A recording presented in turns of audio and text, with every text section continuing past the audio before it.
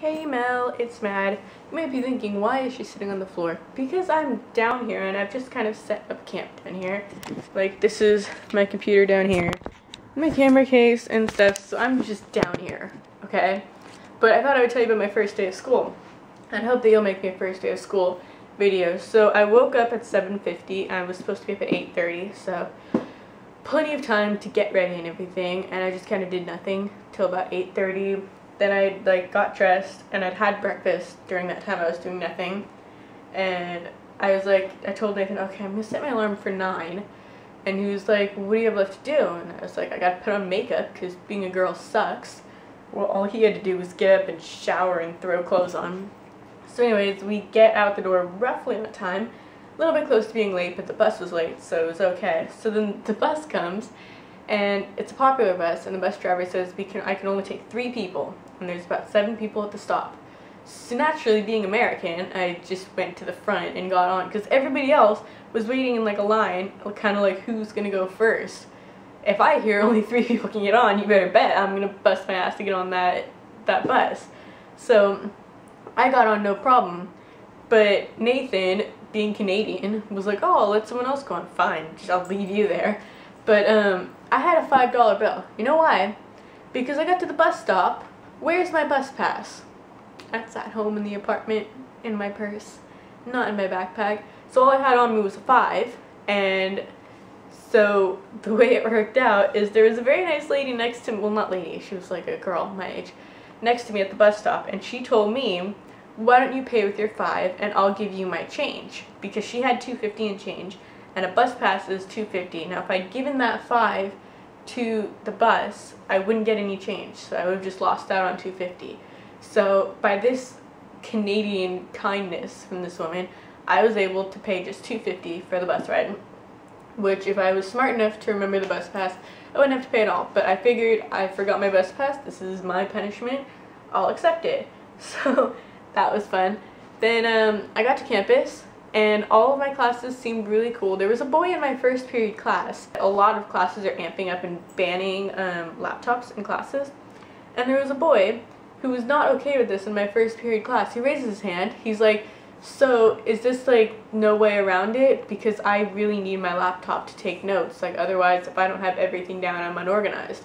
Now, he said this right after the professor got through saying that if you have a note from a counselor or a doctor that you need a laptop, you can have it.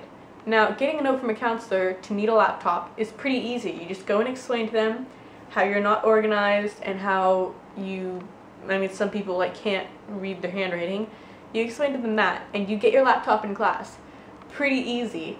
But no, he decides to make a fuss. He said, if I can't use my laptop in this class, I will drop the course. And my teacher's response was, okay, well you can see if you can get a letter, but do you want to stay now or do you want to go? Like, she was just like, I'm not going to cater to you. If you don't want to use if you don't want to use a notebook, you can just leave.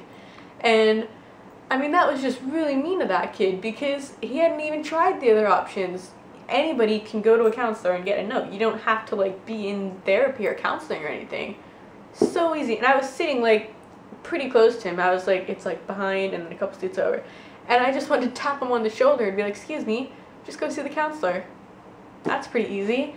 Anyways, after that, my second Soc class, which is the second class of the day, I had the best teacher. He walks in, he's short, he's got white long hair, like longish to about here, and a white mustache and beard, like the kind that's straight white hair that just, you think it's like in movies, and that's it.